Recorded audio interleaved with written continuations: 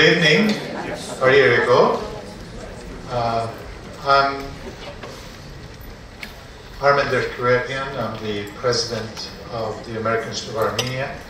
I welcome you here for this very important occasion. We have a great speaker today. We have simultaneous translation. If you make թարգմանություն կա հայերենով, դասավորություն պետք է լինի անգլերեն, իսկ հայերենով թարգմանություն կա, եթե եք ցանկանաք, ականջակալները խնդրում եմ դուրսից կարող եք ստանալ. So I'm very pleased that we're hosting Professor Akçam, and I'm very happy that we have a very good audience. I must thank the Knights of Vartan for sponsoring his visit to Armenia. Professor Akçam will be giving several other lectures, so we are happy that his lecture series is starting from here. I would like to introduce my colleague, Professor Varram Termatevosyan, who is a professor in our Political Science and International Affairs program, a specialist on Turkish history, Kemalist history, and the upcoming chair of that program, Political Science International Affairs program. So I cannot think of a better person to introduce Professor Akçam, so I invite Varram for the introduction. Thank you and welcome.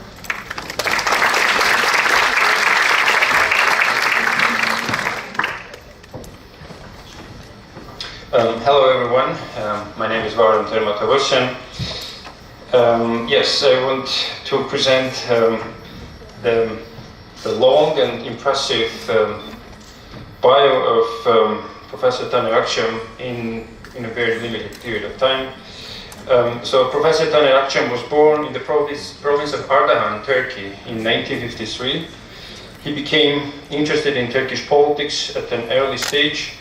As editor-in-chief of a student political journal, he was arrested in 1976 and sentenced to 10 years imprisonment. Amnesty International adopted him as a prisoner of conscience. A year later, he escaped to Germany, where he received political asylum. In 1988, he started working as a research scientist in sociology at the Hamburg Institute for Social Research. His first research topic was a history of political violence and torture in the late Ottoman Empire and early Republic of Turkey. In 1995, Professor Akçam received his doctorate from the University of Hanover with a dissertation on the Turkish national movement and the Armenian Genocide against the background of the military tribunals in Istanbul between 1919 and 1922. Between 2000 and 2002, Professor Akçam was visiting professor of history at the University of Michigan. He worked also as visiting associate professor at the Center for Holocaust and Genocide Studies at the University of Minnesota. And since 2008, he has been a member of the history department at Clark University. So please join me in welcoming Professor Akçam.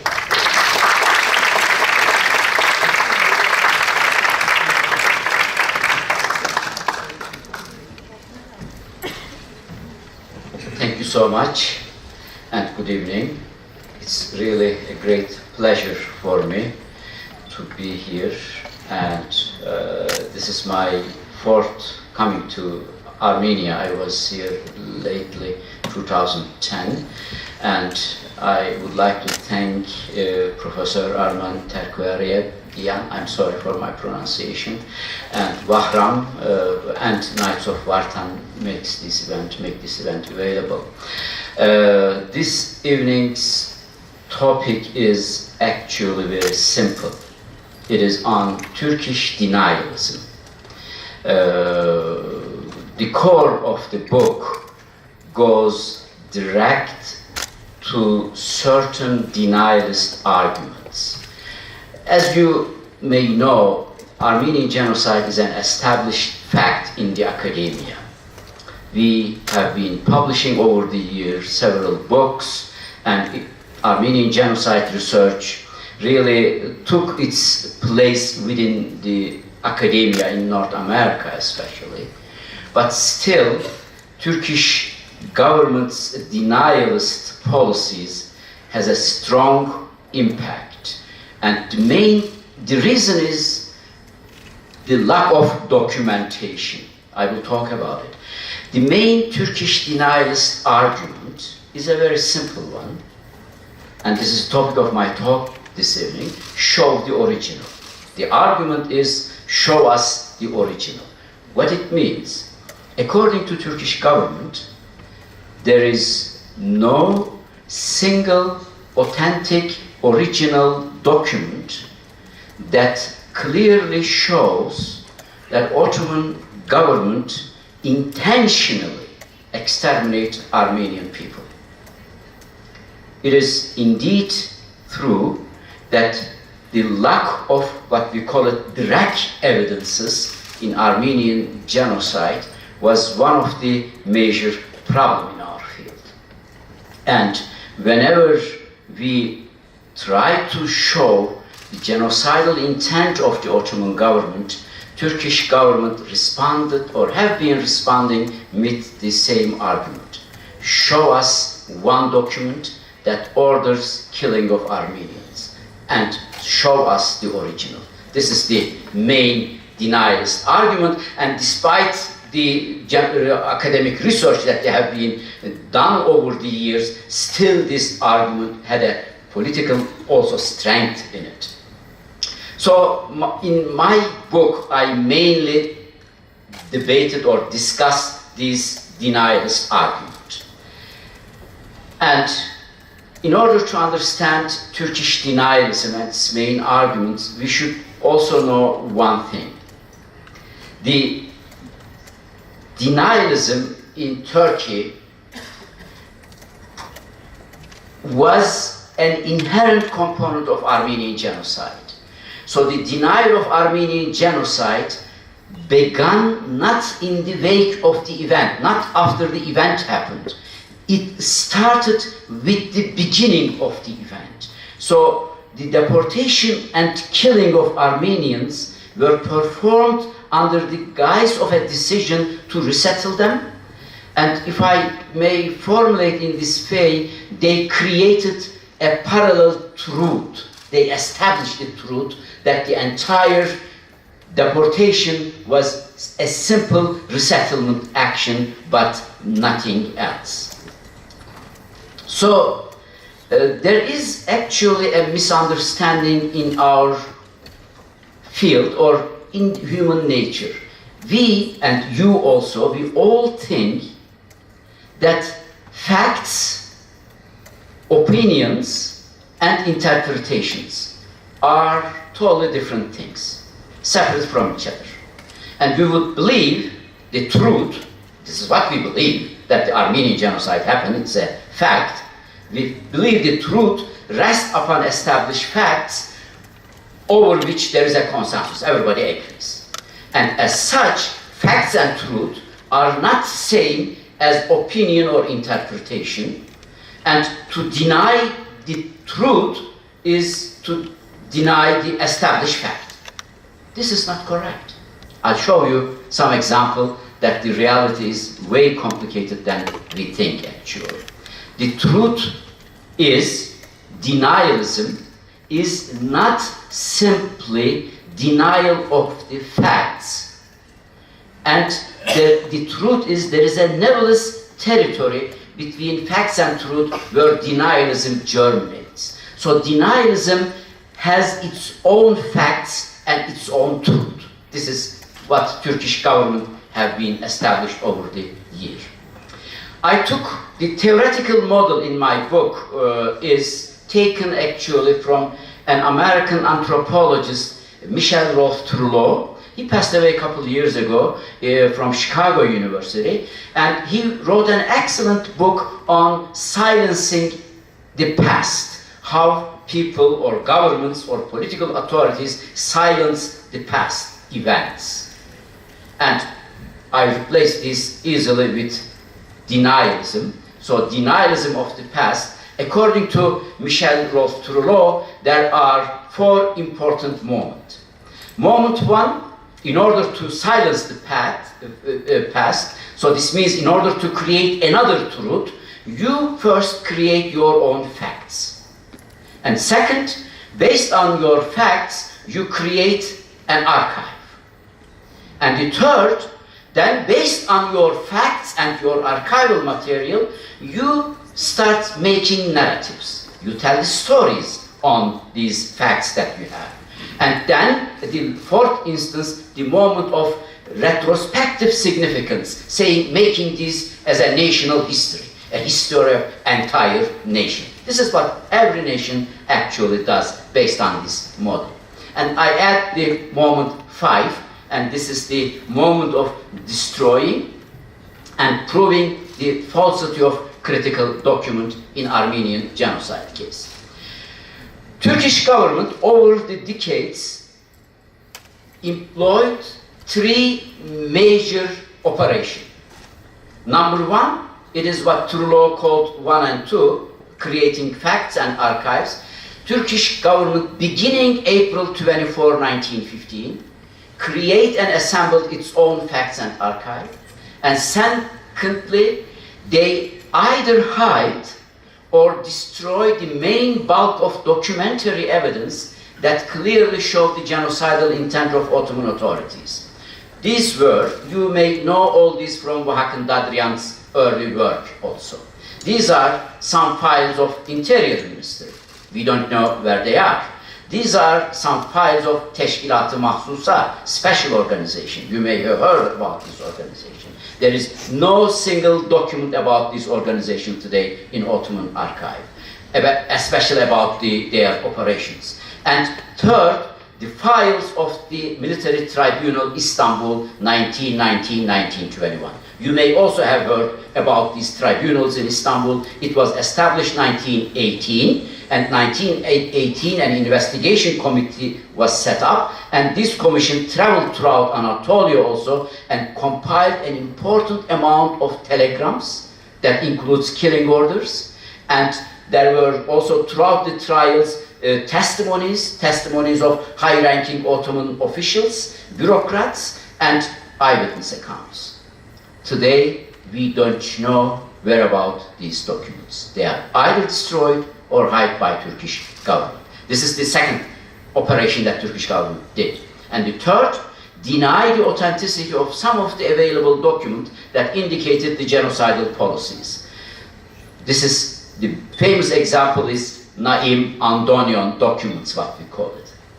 You may have heard about this also. Naim Antonian, an Armenian intellectual, arrested April 24, 1915, miraculously survived, and at the end he bought some documents from an Ottoman bureaucrat, Naim Efendi, and Aram Antonian published this material that he received from Naim Efendi as a book in 1920-21, in English, French, and Armenian version.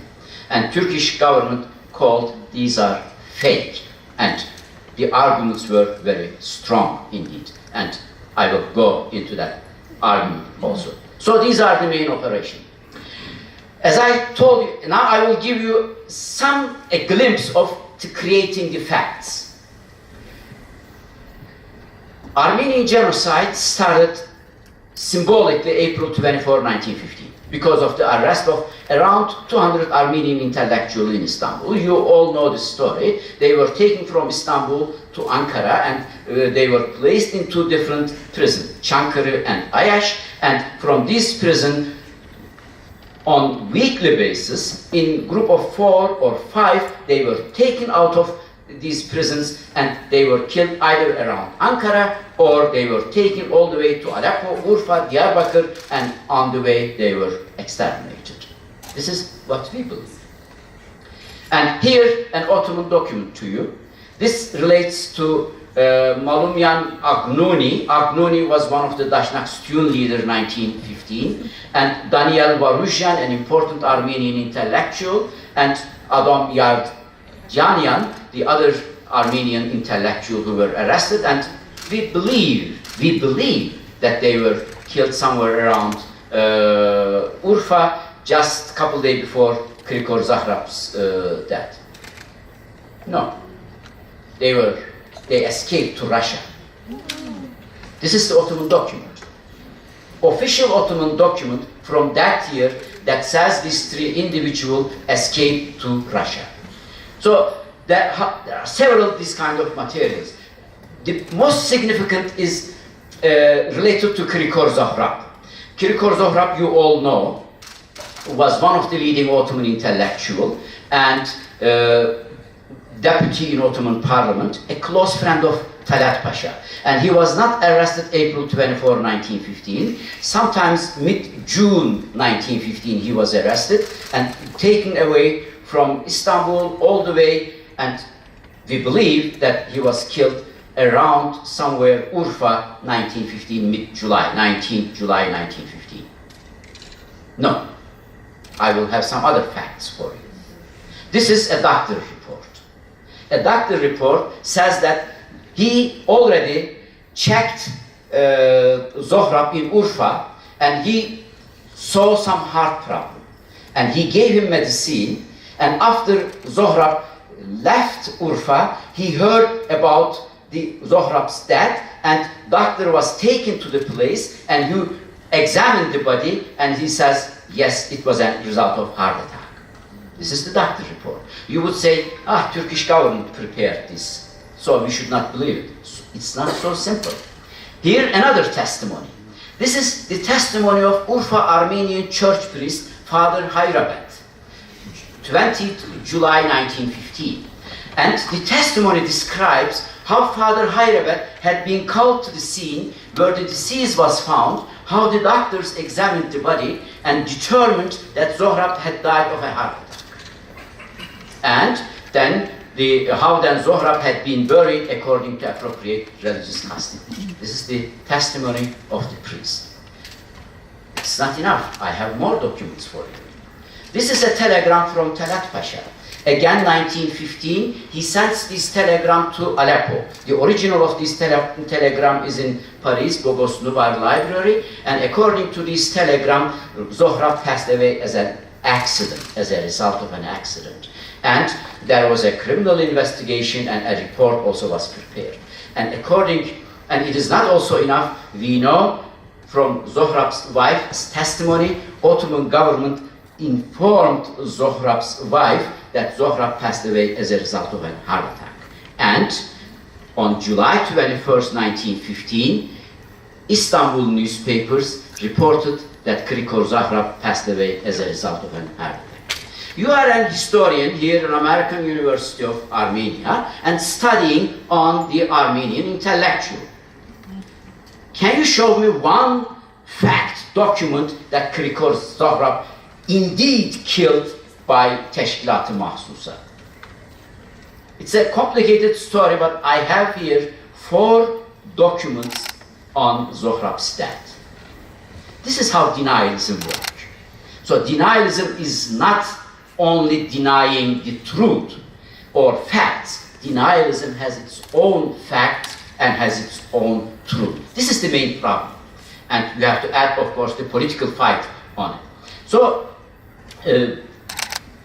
Yusuf Saranay, the director of the General of the Ottoman Archives, published an article around 2005, I think, I forgot the publishing date, and according to this article, very written, scholarly written, with a lot of Ottoman materials, it shows that only 29 of these Armenian intellectuals were kept in prison Çankırı. 35 were found innocent and returned to Istanbul, and 31 were pardoned by the government and allowed to go any city they wanted. And even 3 Armenians who were citizens of other countries, they were sent to that countries, based on official Ottoman materials. So, if we deal with denialism, it is not simple truth and lie, it is facts against facts. This makes the entire issue difficult, and this is actually the topic of my latest book. I gave Krikor Zohrab example because Ottoman government never used this document in their argumentation, but it was in the archive. Why they didn't use this? The story is very simple. The guy who killed Kirkor Zahrab was Cherkez Ahmet, and he was one of the Teşkilat-ı Mahsusa member, and he enriched himself, and he started to talk too much, and it was a problem for Ottoman government, and they arrested and hanged him. So because of this issue, they didn't need to use Kirkor Zahrab materials. As I mentioned, this is how they create fact and archive, their archive. And the second important Turkish strategy is show us the original. The argument is there is no single Ottoman document that proves Ottoman government had the intention to exterminate the Armenians. And here an example for you. You know actually this from Hakan Dadrian's work. This is Takvim-i Vekai. This is the 3542. It was read in the main indictment in Istanbul. During the trial, public prosecutor read this indictment in April 28, and this was published in May 5th, 1919. This is the entire indictment and from Takvim-i Vekai. I underlined here two documents. You know all this again from Hakan Dadrian's work. He published first time. And one is a telegram from July 1st from Bahattin Shakir. He is the director of the Teşkilat-ı Mahsusa, organized the entire killing operations. And according to this telegram, he says, are the Armenians being dispatched from there, being liquidated? Are these troublesome people you say you have expelled and dispersed being exterminated? Or just deported? Answer explicitly. He was coordinating in Erzurum the entire killing operation, and he is asking the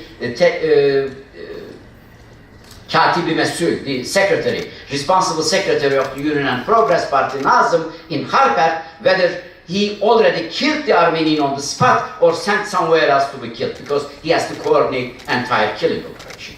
And the second important telegram is from 24th July 1915. This is the order from the 3rd Army Commander Mahmud Kamil Pasha. And according to this order, Mahmud Kamil says, those who have been hiding and maintaining Armenians in opposition to government orders be hanged in front of their properties and their properties burned to the ground. Two very strong documents that show killing intention, the genocide intention of Ottoman authorities. Turkish government's answer over the year was very simple. Show us the original. Why should we believe this indictment?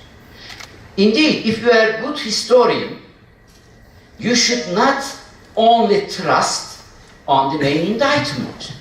Of course, it's an important source, but you have to see. This is my really suggestion, my advice to those who want to be historian. Check every available sources. And it is really very tricky without seeing the original of this material to make any argument. We don't know where these documents are. And the same is for Naim Antonian document. As I mentioned, Naim Antonian was an Armenian intellectual and published a book, Metzeger, 1921, in Armenian language. In 1983, Turkish government published another book, and it is the known Talat Pasha's telegram. The book, Naim Efendi, the Turkish bureaucrat, gave some killings order to Antonian. He is one of these killing orders. And it says in the telegram, this is a telegram coming from Istanbul, this is the telegram office, and you see the Arabic three-letter coding system, and it is decoded with Arabic letter on top of it. This is how we read this document. And in that document, it is said, Talat orders, that he says that the Committee of Union and Progress has decided to completely annihilate all Armenians, and he also continues, no matter how tragic the methods of annihilation might be, and so on and so forth. This is a killing order. And there are in total 8 killing orders in that book published by Antonian. And this is another, even destroy the children, kill the children. And Antonian took these materials with himself after he published to Paris and put in Paris Bogos Nouveau Library. Today, Naim Antonian's memoir, gone.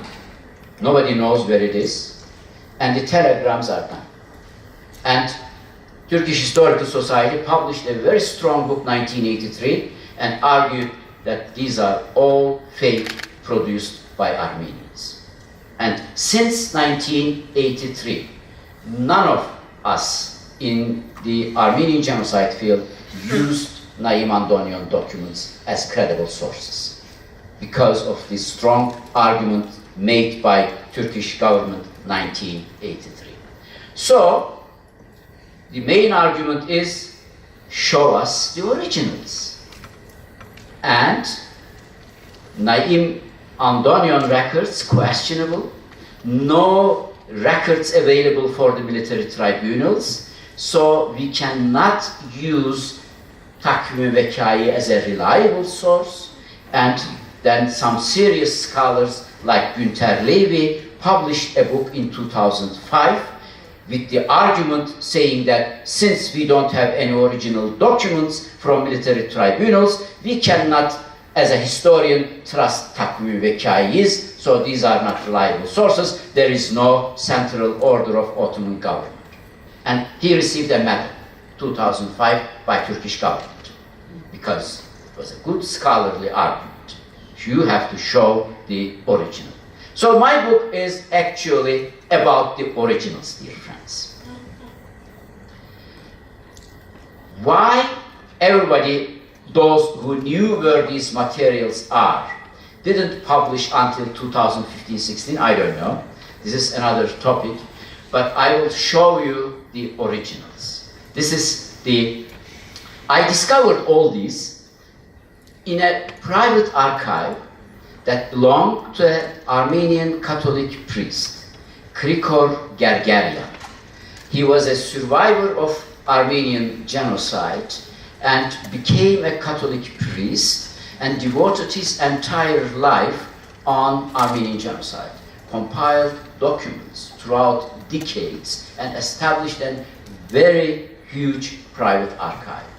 And an important part of his archive consists of Jerusalem Armenian Patriarchate records, which includes the Istanbul Military Tribunal records, and second, Paris Bogos Nubar Library materials, which are today gone.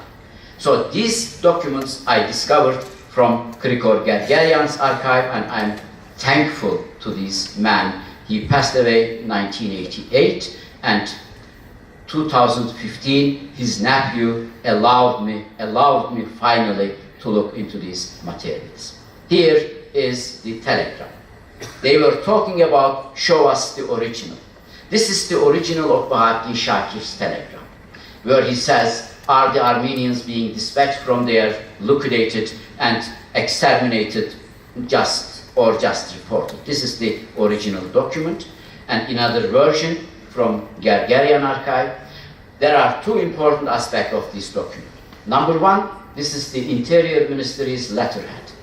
So the authenticity cannot be doubted. But there is a second important aspect of this document. It is these 4-digit letters, Arabic numbers. This is the coding system. This is how they coded the secret telegram. Every 4-digit, this, for example, 8519, it means something. And after the authorities in Istanbul decoded these on each group of 4-digit, they wrote down the entire text. And if you look into this coding system, you would see the following. The deport, Sev 4889, Bey 2469, Yalnız 4632, and there were also some personal possessive suffix. Kardeşim, for example, im, my brother, is also 7749, or plural ending. In Turkish plural ending, it has another coding number. I spent approximately 6-7 months in Ottoman archive. This telegram is from 1915 July, and Ottoman government changed the coding system every year. For example, when they used for deport 4889, they used 85169, the other year. They changed these numbers. So you have to look the same month and the documents from the same month. And what I discovered was amazing. This is the reason that New York Times called me last year Sherlock Holmes of Armenian Genocide. This is a document from Ottoman archive today. You can see this archive today in Istanbul. And as you see the Armeni 8519, and this is the Bahattin Shakir's document 8519. I discovered that the Ottoman government exactly using the coding system that Bahattin Shakir had in telegram. And I'm not going for each document or each telegram, but jump very fast so that you can see the parallel similarities. So they cannot deny the authenticity because not only because of the letterhead, but because of the coding system. And one more information for you, they put these documents in Ottoman archive after 2012. So it was not possible for a researcher to make this discovery before 2012. Don't ask me why they put it. We should just thank them. This is the word Serk. This is the one document Bahattin Shakir and two other documents. Let me jump very fast. So this is the word Bey. All these colored documents from Ottoman archive. There are dozens with the similar coding system. This is the from there, Oradan, and this is word Kardeş, and this is Kardeşim, possessive adding, and this is the plural ending, and so on. So they cannot deny the authenticity of these documents. This is my basic argument in my book, saying now Turkish governments should change the denialist rhetoric. They will continue to deny the genocide, definitely, but they have to find a different way of denying. And this is the second document that they were telling us that we should show them the original. The order of Third Army Commander Mahmut Şevket, I'm sorry, this is Mahmut Kamil Pasha, I wrote it from there. Third Army Commander, and the telegram says, it is considered necessary that those who have been hiding and maintaining Armenian in opposition to government's order be hanged in front of their properties and their properties burned to the ground.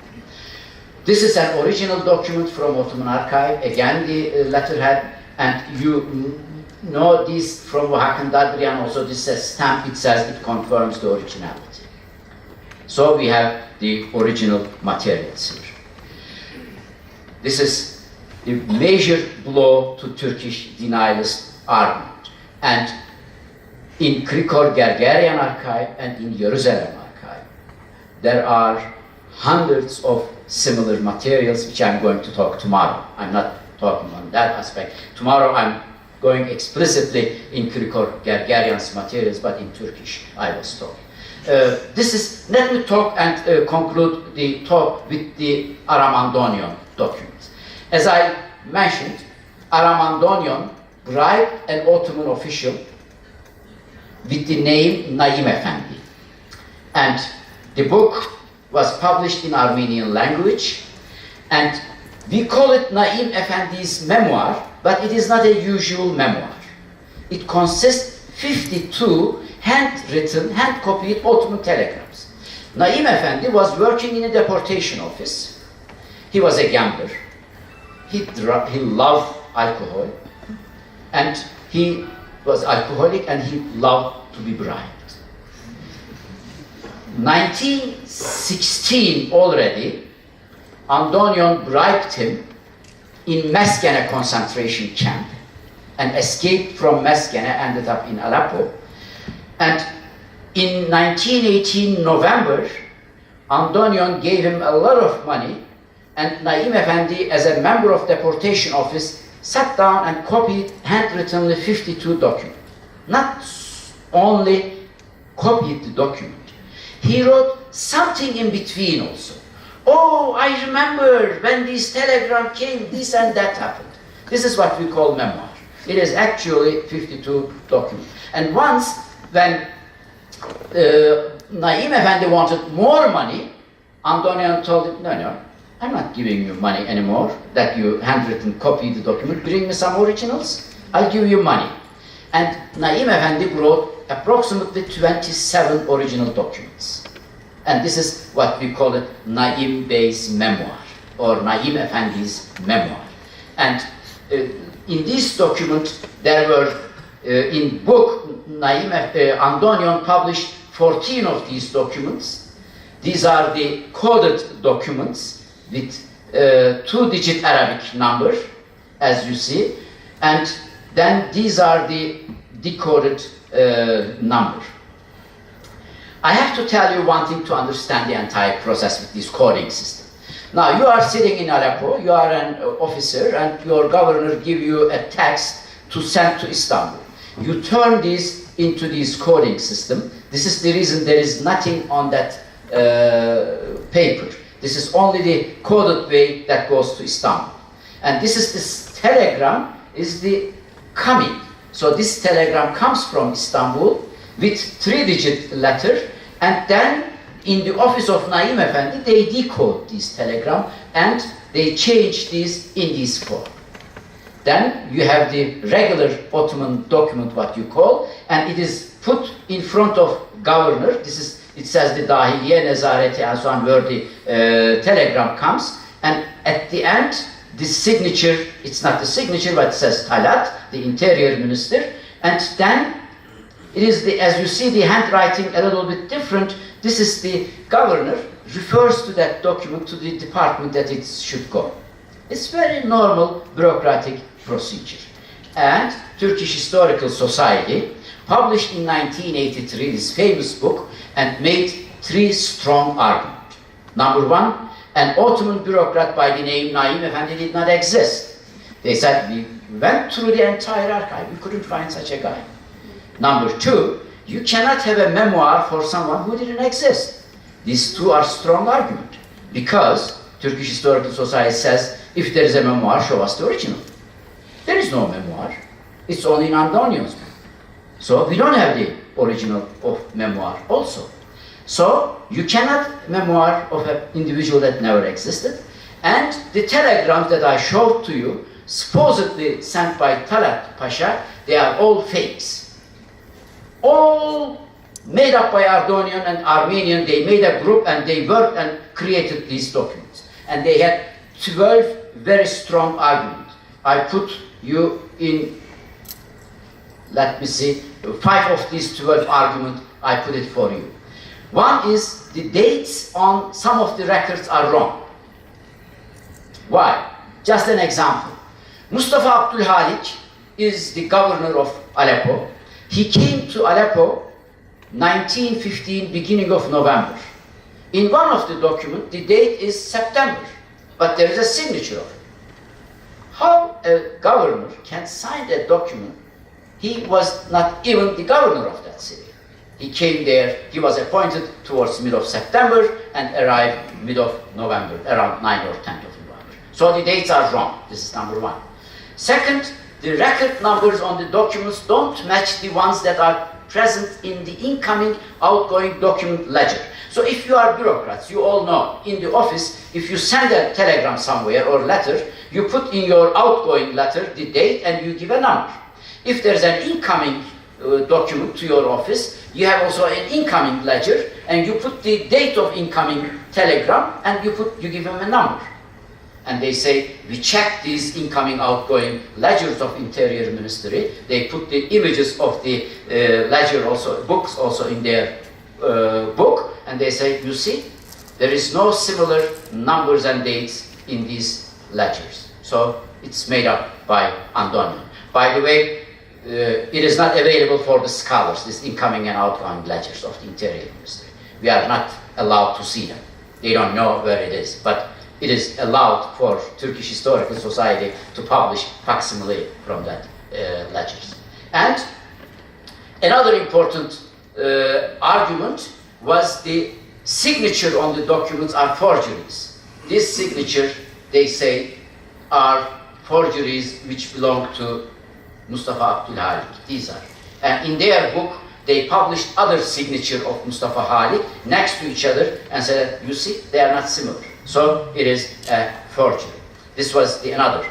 And Two other important arguments they make. Usage of a late paper is a sign of its being forgery, because Ottoman bureaucracy never used lined letters, papers. And last and the most important argument, the records consisting of group of 2 and 3 digit numbers that I show you here.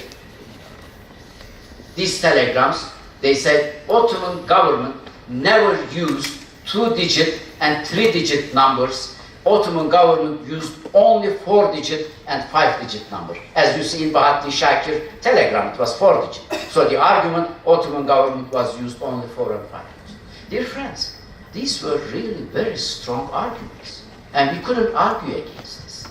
And since 1983, we thought we should better not use Naim Antonian document. And this book, this document includes, as I said, direct killing order. And here, my main arguments in my book. I found there is a Naim Bey, and the honor does not go to me, to Turkish Military Archive. I'll show you. Naim Efendi exists. There is an Ottoman bureaucrat. Number 2, Naim Efendi wrote a memoir. I found the original of this memoir. Number 3, there is documentation in the Ottoman archive which corroborates the events and individuals mentioned in the memoir. Naim was not lying.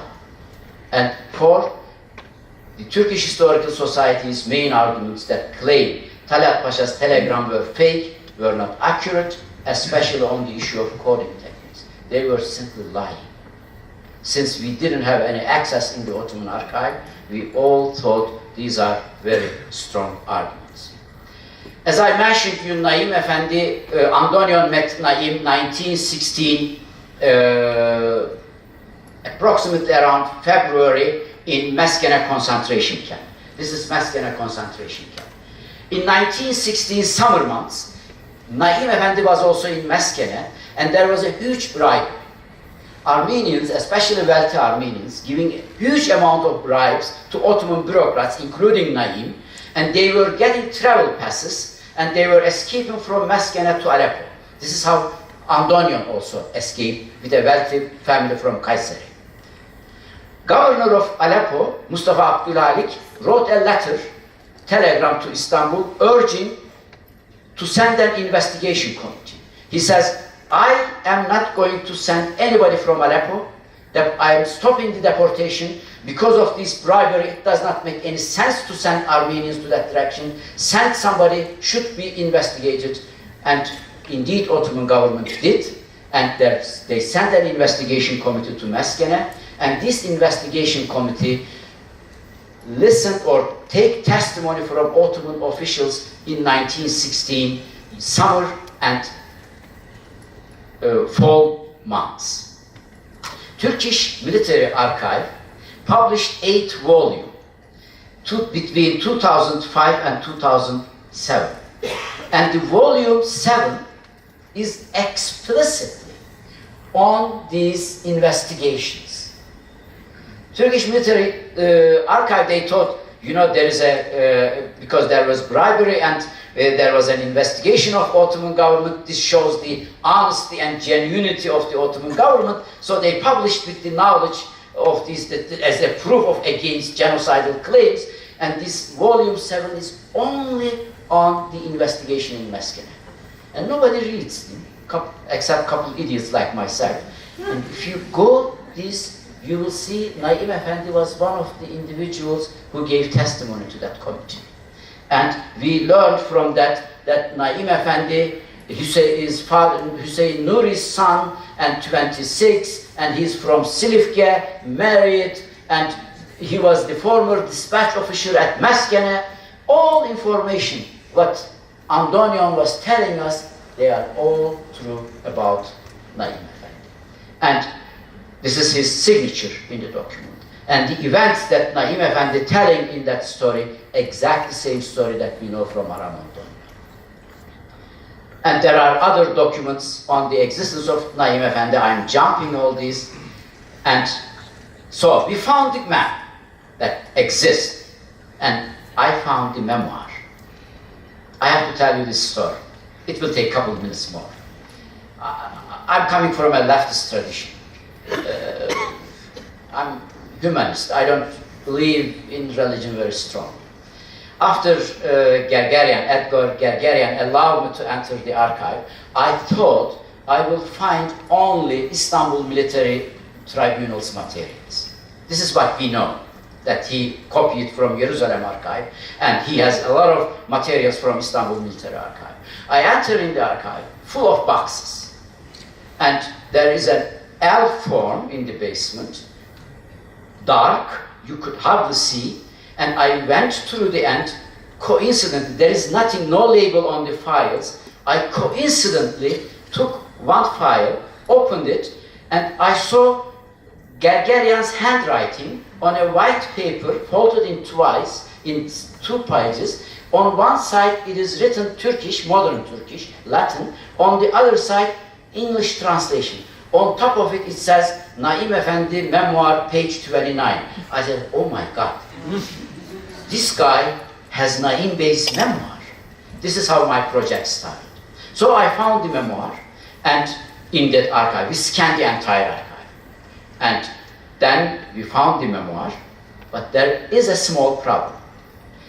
This is a 36 pages handwritten memoir, but 1/3 of this memoir was not published by Antonian. It's not in Antonian's publication. It makes sense. Antonian, 1919, Paris Peace Conference, he picked out some important passages from that memoir and published. But there were some passages that Antonian published as Naim's memoir, but they are not in my copy. The reason, we learned the reason also. The reason also in Krikor Gergerian archive, a letter written by Antonian to Mary Terzian, a genocide survivor. The letter is from 1937, and simple, I make the long story short, Antonian sent some of these pages to Istanbul for a court cases. This is the reason that the pages were missing. Let me show you one last example, and since Naim Efendi was someone enjoyed gambling and accustomed taking bribes and alcoholic, we could also think that this guy made up certain things because he needed money, and Armenians were desperate to find some documents. And I worked 6 months in Ottoman archive, as I said, and I discovered some interesting findings that I will show you only 2 of them. The book, The Killing Order, is maybe there are 30, 40 pages only to that aspect of the issue. 2 examples only for you. In his memoir, Naim Efendi says, in between the line, this is not a document, this is what he remembers. He says, there was an order from Istanbul. Talat Pasha sent us an order saying that the Armenian Dişçekenyan, Hazarabedyan, Leon Amiralyan, and Toros Çağlasyan, they should stay in Aleppo. They should not be sent away. He says, Naim Efendi continues, but despite this order, governor sent these Armenians and they were killed on the way. There is no document. He just remembers this. No Ottoman documents. And I found these documents in Ottoman archive. Indeed, Naim was telling truth. This is the same name. He was remembering the name correctly. And one more surprise for him. This passage was not published by Antonian. He put away. So this was the reason maybe they didn't take out of Ottoman archive this material. This is the second important, similar information. I went through the names in Naim's memoir and discovered the same names in the Ottoman archive. And the events was exactly the same. And I also worked not only on these individual names, I developed a list of events that he was talking about. For example, taking orphaned Armenian children out of Aleppo and moving them to Sivas and Istanbul. Naim tells in his memoir that he was put in charge to send these Armenian children in Aleppo to Istanbul, first to Istanbul but denied, then to Sabestia, Sivas, and then there was lack of money and so on. Then he says that at the end he was sent. Believe me, the entire procedure was exact Naim described in his memoir. I found all these telegram communications between Cemal and Third Army Commander Cemal and the Governor Aleppo, and Talat and the Sivas, Sebastia, where the kids should be sent. This is the Muammer, the governor. This is exact same. And I did this throughout 10 different cases, and I showed that really this was, the man was telling us the truth. Last point, the coding system. As you remember, the Turkish Historical Society argued the document has been, this document they mean, as you see this is the lined paper, one of the documents has been written on a double lined paper which lacks any kind of official insignia, and it resembles the kind of paper used in calligraphy classes in French school, and it would be inconceivable that these kind of papers would have been the source for official communication in Ottoman offices. Therefore, the document is fake. You know what I discovered in Ottoman archive? Just the opposite true. Ottoman government was ordering the provinces to write on the lined paper, saying that you guys write this without any line, and the lines get mixed, and we have trouble to decode all these telegrams. Write your telegrams on the lined paper. Here, this is one. Since there have been instances of error being made, in order to prevent these sort of errors and unnecessary communication on this, considers to be noticed to have the codes placed on lined paper before being sent to the telegram. So actually, this shows the authenticity, not the fakeness of the document. And my last point on the document, this is only an example for you. They made three major arguments regarding these coding systems. One argument was in the book that Ottoman government hardly used 2- and 3-digit documents. They never used during the war years. I put only just 2 examples for you from the archive. Turkish Historical Society was lying, simply. And they made another incredible argument. They said there were a time span, 6 months, not more than 6 months, and within these 6 months, they used only one coding system, either 4 or 5-digit coding system. Let me give you only one example to end this.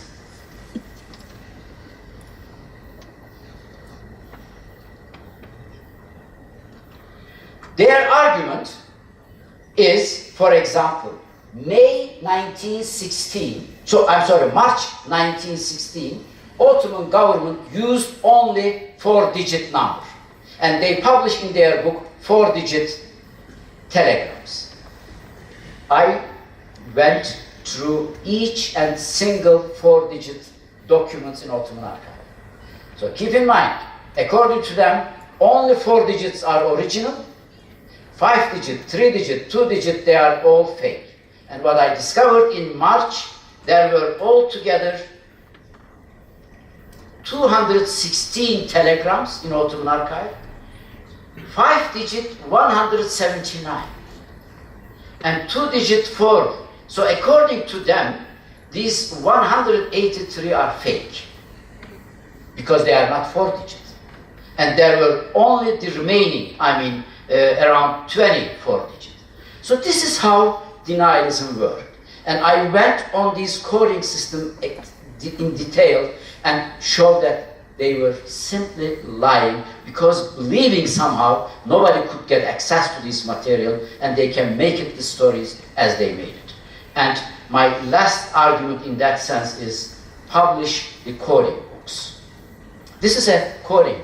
I was talking to you about the 3-digit and it is decoded and so on. This is how they do. This is a coding book from 1914 for 3-digit numbers. So if you are Ottoman bureaucrat, they sent these from provinces, from central government to provinces for 2-digit, for 3-digit, 4-digit, 5-digit coding system, 4 different book. And this is how decoded. This is from 1914. Okay, where is 1915? Where is 1916, 17, 18? They are not in the Ottoman archive. They don't put them. Why? Because Naim Efendi's documents are authentic. I discovered that 2-digit, that you see, 2-digit numbers, Naim was, Because, you know why? Because there is an order. Deportation office was allowed only to use 2-digit numbers. This is an order of government, and I published this in my book also. So my last argument is, if Turkish government believes that Talat Pasha's telegram, which Naim gave to Antonian, are fake, it's very simple to prove. They should simply publish their coding books. Since 100 years, they haven't been publishing these books. Shows only one thing: the telegrams are authentic. Thank you very much for listening.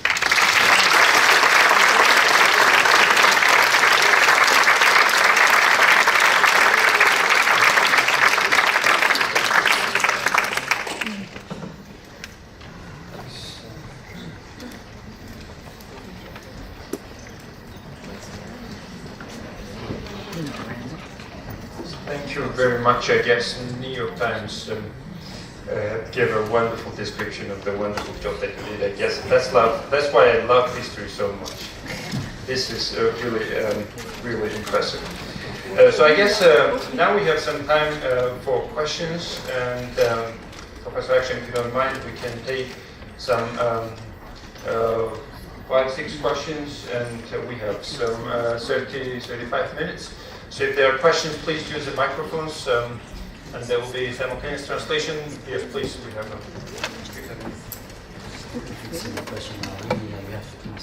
No, I will ask in English. First of all, thank you very much. My alma mater is organizing such a very interesting event. I'm very proud of AA for that. And second, I have 2 questions. Sir, judging by I'm not your, I don't know your background, but I suppose that you don't have any Armenian origin. What was the inspiration for you to take the topic of Armenian genocide as your interest? And second question is, if you are a persona non grata in Turkey, and I suppose that, and you have been imprisoned, when did you have time to work in Ottoman archives? Thank you, sir.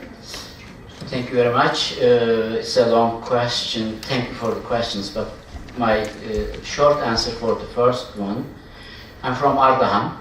When I walked in Yerevan on the streets, the same air, it's the same geography.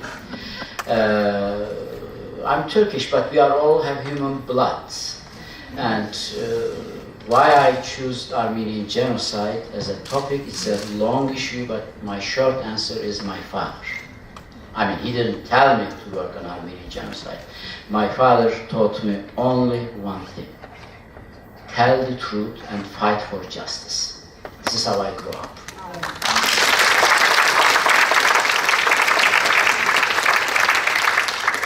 And this was the reason why I was in prison. And it has nothing to do with the Armenian case. I was in prison because at that time, as a young student, we were writing about existence of Kurds in Turkey during that period.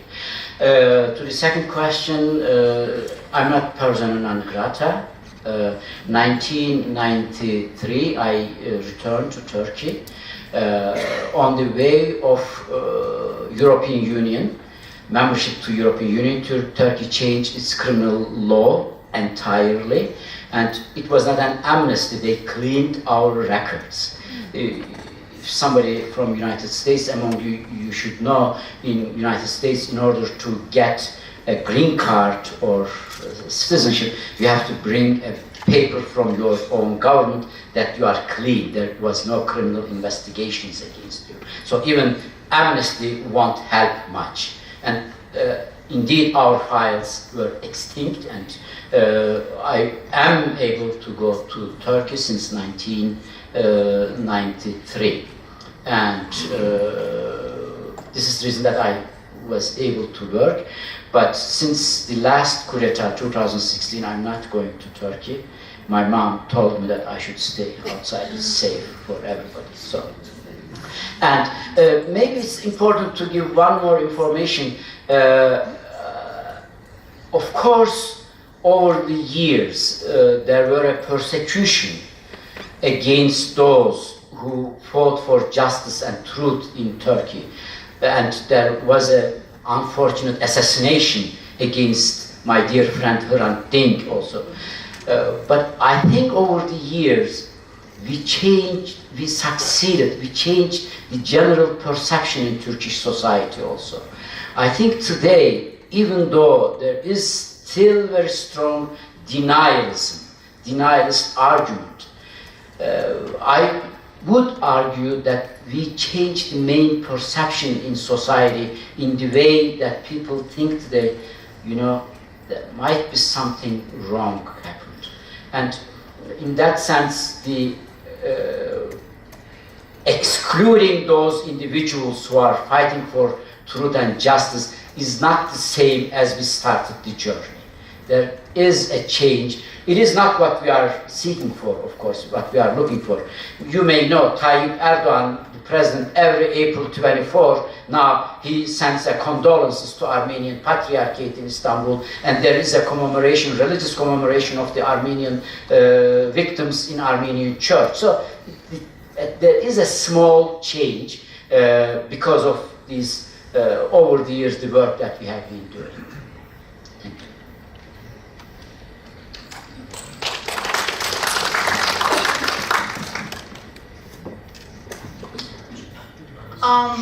My question relates to the fake facts that you destroyed with your real facts in your book. So basically now the government doesn't have any arguments to say that there was no order and there was no Armenian genocide. Did they have time to come up with new fake facts? And if yes, which are those? And are you going to destroy those new fake facts too? That's the first question. A second one, you said there is some little change in the mentality towards recognition of the Armenian genocide. Do you think it's enough to say we are sorry, even though the grandchildren say that we're not connected to my grandfather? I mean, my grandfather killed, I did not kill. Do you think the way to say sorry is to return, are the financial, territorial, and moral compensation? Thanks. To the question, the first question, Turkish government will continue to deny the Armenian genocide despite these facts. I showed you Bahattin Shakir's telegram. And in telegram, Bahattin Shakir was coordinating the killing operation. And the Turkish government has an institute in Ankara, Armenian Studies Institute or something like that it's called. They have a website, and there are, even in English language, 6 articles against my book. And if you put aside the personal attack against me and so on, one of the important arguments they made related to Bahattin Shakir, you cannot believe. Their argument is, Bahattin Shakir was a concerned citizen. He was not ordering kill the Armenian. He was curious whether there are some massacre because he wanted to prevent them. So, as you see, denialism will never end. This is very important. What is the difference between Holocaust denial and Armenian genocide denial? According to me, there is no single difference. There is only one difference. It is the power. We have a very strong power. Turkish government denies the Armenian genocide. And we have two important world powers, United States and Great Britain, supporting this denialist argument. And we have a third important state of Israel. Symbolically, it's very important for us because they are victims of Holocaust. And these 3 big powers, in that sense I'm using the term big, they are supporting Turkish denialism. My dear friend, fight with denialism, or fight of denialism, is not an issue of academia. It is an issue of politique. We can bring thousands and thousands of documents. Turkish government will continue to deny the Armenian genocide. Their denialism does not rest upon the seeking truth or upon the truth or fact. Their denialism has a political calculation. And this is related to your second question, of course. If I acknowledge a historic wrongdoing, then what? This is the difficult question. And as a scholar, sorry won't enough for me. I wrote extensively on that issue. I suggest to my government, Turkish government, to follow the Adenauer's footsteps. Germany, after Second World War, Germany did not only acknowledge the truth of Holocaust, they also started a process with State of Israel, and not only with the State of Israel, with diaspora Jewish communities also. At the end, they end up with an agreement, Luxembourg Agreement, 1952, which includes a huge amount of compensation. So, the problem is, Turkish government, we have to fight for truth, justice must establish, and there must be, and these injustices must be rectified. In which form? What is the ways? Turkey, Armenia, and Armenian diaspora included that process. This process should start. And this should be an open debate, and at the end there will be an agreement, disagreement, but only if there is a you cannot solve an injustices with a sorry only. There is a material payment of it, and I'm struggling to use the material payment because of following reason. Because you can never compensate what is lost. So it is not only the issue of amount of money. We can never replace the big civilization of Armenians that they created on their historic homeland. The material aspect is only to give this satisfaction to Armenian people, saying that, yeah, okay, I can live with it and I can move on. So this is my answer to your second question. Is it on? My question is in regard to the Turkish policy of denial. When did it start? When Armenians in the 70s and 80s started pressing for justice? Is that when they started organizing the narrative of denial, or it has always been devised or planned since 1915? As I said, Armenian Genocide denial actually started April 24 with creating the parallel facts and parallel truth. Even 1916, the Party Congress of Union and Progress Party, Talat Pasha gave a talk there. If you read this talk, 1916, you will see the same arguments that is being done today. And if you, historian or interested, look the Lausanne Treaty Agreement and negotiation, İsmet İnönü made an opening speech there. It's a very important speech. And he laid ground the basic Turkish understanding towards First World War. Same denialist arguments that we have today. So it hasn't changed much. Therefore, the second part of my question is, in the early part of the 20th century, there was no Nuremberg trial, there was no World Tribunal. Why was the Turkish government so concerned about denial? Because they didn't know what the consequences might be. Who cared about the Armenian? These were all in the far corner of the Middle East. No one was interested. The Europeans were concerned about their own problems. Why were they so concerned about covering up the truth? I mean, not even the Germans did. It's a fantastic, wonderful question. The answer is not so simple. Overall, they were not so much concerned with Armenian issue. This problem was solved for them 1924 with Lausanne Agreement. After 1923-24, all the way to Asala assassination in 1980s.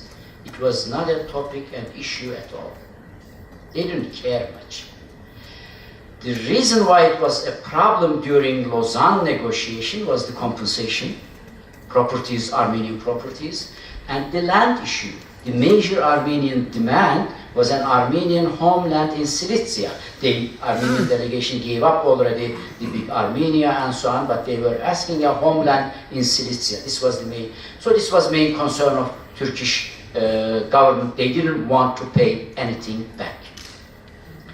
They were so prepared for everything. Just as an example, when they went to Lausanne agreement, there was a debate in Ankara Parliament, and the finance minister was talking and said that, you know, this emlaki metruke, the confiscated properties issue, this became a headache for us. I will just give you an example, he says, from the confiscated money and the properties from only Smyrna, Izmir, we covered 10% of budget. So it shows the amount of importance of the stolen Armenian properties for Turkey.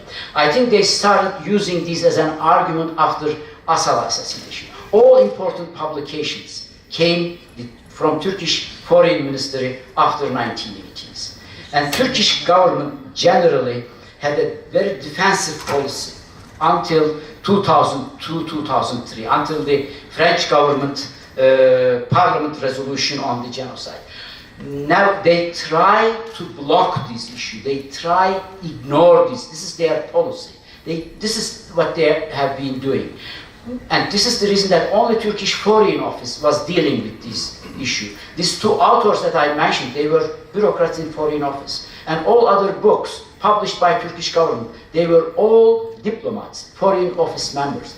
I think their problem started with the establishment of State of Armenia, 1990s, collapse of Soviet system. So the Turkish government had to deal with a new state, it's a new reality there. And the second, growing civil society in Turkey, people like Hrant Dink and other academicians like myself, we started questioning this Turkish historiography. This was a second important pressure. And third important factor was the technology. They couldn't build a wall around Turkey. People had access to information. So because of all these complications, they started dealing with the denial issue seriously, and they established a subcommittee within Turkish National Security Council. So as you know, National Security Council is the highest important institution in Turkey, and one of the important jobs of this highest institution is to fight Armenian genocide claim. So this is the pressure that they are facing. And originally, I always thought that the major reason of denialism is the moral aspect of the issue. What I mean with moral aspect is very simple. Every nation has founders. There are founding fathers. And you love them, you extol them, they are very important for you. You identify yourself with your founding fathers. In America, it's a big thing. If we face Armenian genocide honestly, we have to acknowledge that there is an important number of murderers and thieves among our founding fathers. I thought until 2012 maybe that this is the main reason, because each nation has problem to accept that their founding fathers are murderers and thieves. Now the year passed and I worked all these confiscation issue in details. I published a book on it, confiscated the plunder of Armenian wealth. Today I'm more and more convinced it is the material aspect that scares Turkish government a lot. But as we say in English, if there is a will, there is a way. If you want to solve that problem, you can solve all the time. So this is my answer to the question.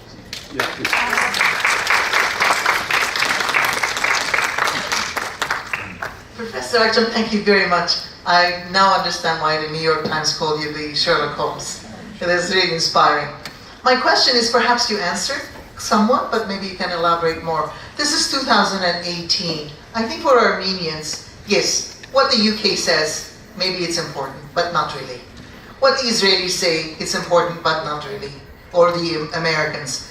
At the end of the day, it's going to matter. It's what the Turkish, the government authorities.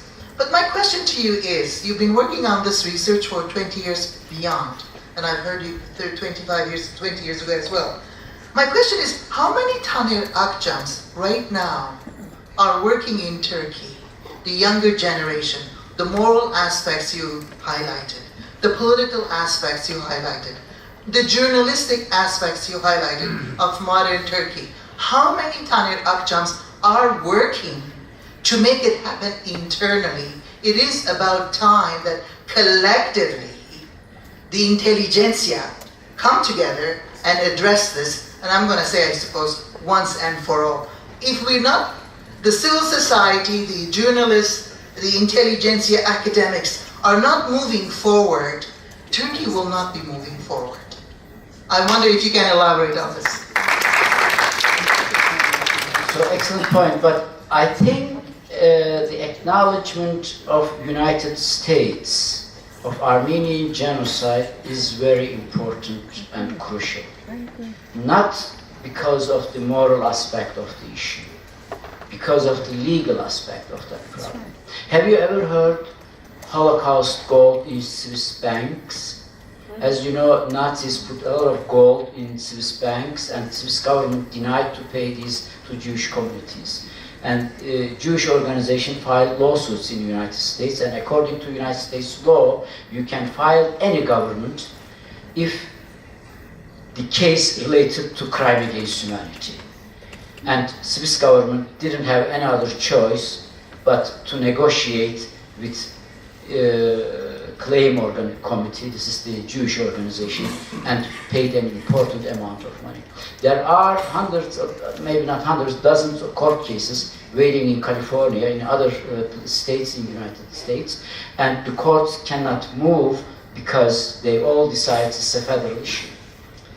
Without American government legally considers 1915 as a crime against humanity, there cannot be a law case against Turkey.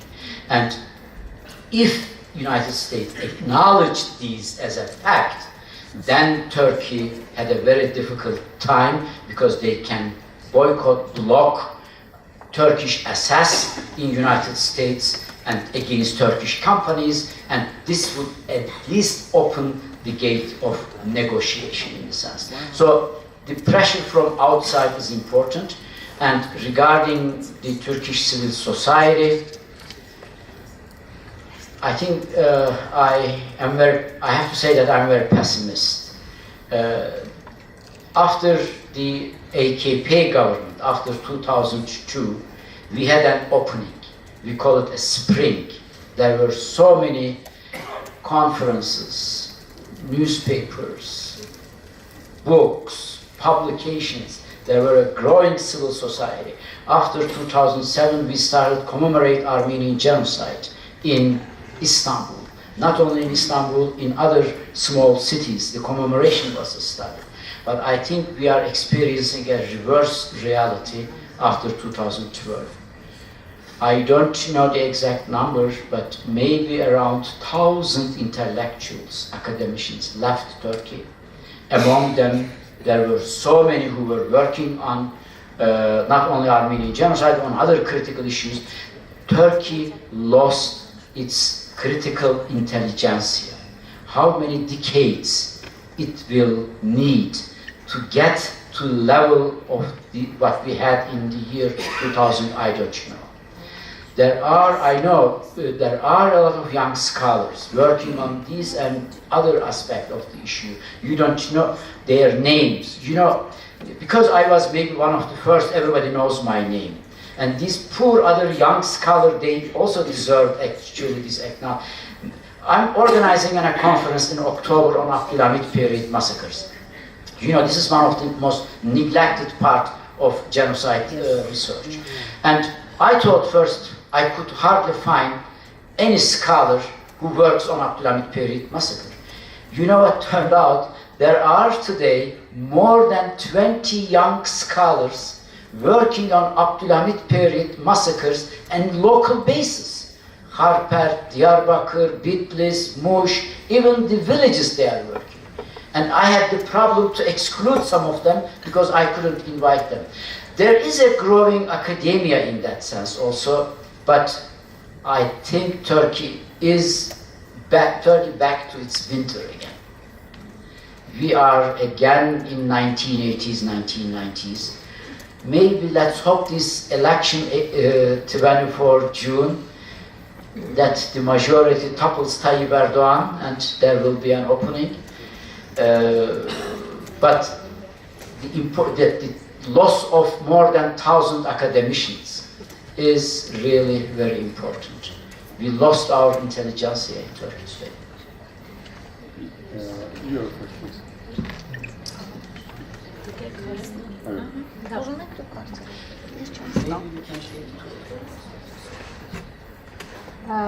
Hello, I'm Marika Negosyan. Thank you for visiting Mr. Akçam. As we know, recent times are noticed strong alarms, excitements between Israel and Turkish relationships, and suddenly Israel remember Armenian Genocide again. Suddenly.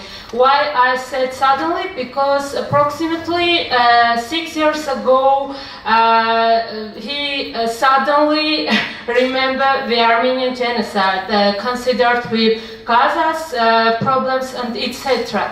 And I can't understand why both among researchers and society are superfluous enthusiasm about this. In case that we know how much profits are connected with two elites. Thank you. I want to listen your position about this. Thank you so much, but I'm not an expert of Israel-Turkey relations. I am a humble newspaper reader and I read only the newspaper and I cannot talk to you authoritatively on that issue. But I can tell my prejudices. I don't believe Turkey and Israel in a bad relationship. It's only on the surface and they have a good business relation with each other. Amen. This is what I believe. And even during all this flotilla fight and so on, their business boomed all the time. So this is number one. So they have very good relation. They need each other in the Middle East and they know that. Why Israel recognized the Armenian, or suddenly remembered the Armenian genocide? Because of that of 62 Palestinians. I mean, Turkish government, Tayyip Erdoğan accused Netanyahu committing a genocide, and then this Netanyahu said, okay, if you call my case genocide, I will call yours genocide. This is ridiculous. This is really what we have in politics. But, you know, despite of this fact that Israeli government made this move not because of a good conscience, not because of good reason, I'm all in favor of that Israeli government should acknowledge the Armenian genocide. I think they won't because of the problem that I mentioned. I believe if let me give you another example. In old days, European Union was using only Greece why Turkey should not be a member of European Union. They were using Greece as an excuse, saying that, oh, the Greek government does not want Turkey into a European Union. And indeed, Greek government was vehement, very strongly against Turkey's membership in the European Union. And our argument was to our Greek friends, shut up and sit down. They are using you as an excuse. And Greek government suddenly changed the position that we don't mind. I mean, you can take Turkey as a member of the European Union. Then suddenly, European Union started, no, we don't take Turkey into the European Union. So it's the same. I want United States should stop using Israel as an excuse, not acknowledging the Armenian genocide.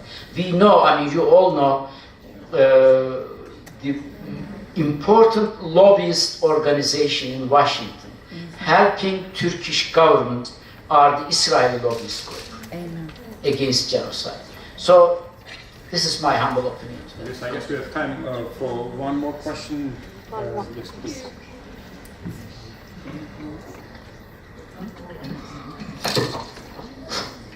First of all, thank you for your pivotal work. As you know, for younger historians throughout the world, it's not only pivotal, it's also trailblazing. And I've seen many a book written with many references to your previous works, as I'm sure this one will become. So, humble thank you for that. My short question is, now that you have made it through all the walls, which I'm familiar with, of Cricket family, and succeeded in using his extensive archives, might we expect another work such as this one? Thank you.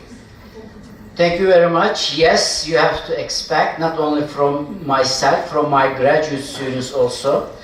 I have the honor and opportunity, how should I say, I have the privilege to share with you an information.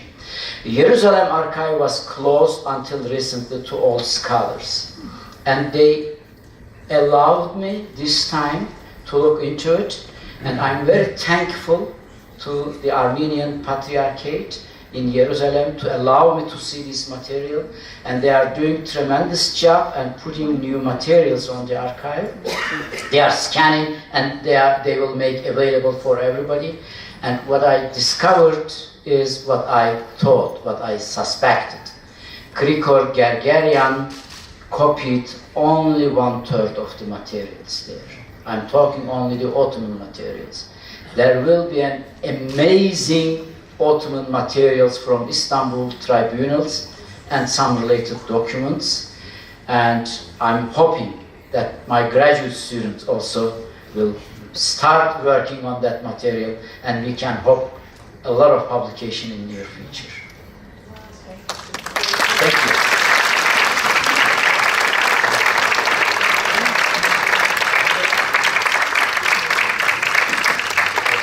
Once again, thank you very much, Professor Akçam.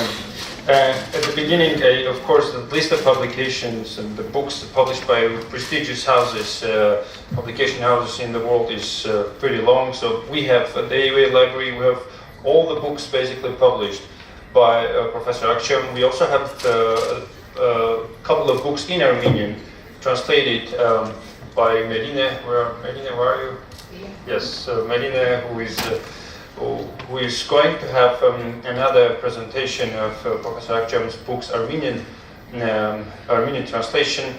So Professor Akçam will be here until Wednesday, and we decided to get most out of his visit. He will be giving 2 interviews to Armenia's TVs, to Shant and Armenia TV. He will be also giving perhaps a radio interview and also one interview to Aravot Daily. He'll be also giving a lecture tomorrow at Yerevan State University. It's going to be in Turkish based on the request of the Turkish department at the Yerevan State University. Then on Tuesday, Professor Akçam will be present during the presentation of the book, like I said, Islamized Armenians, that Medine translated. And there will be also some minor and small meetings tomorrow. Yes, so the Foreign Minister of Armenia will be also meeting Professor Talat Pasha. So please join me again to thank Professor Akçam for the show that he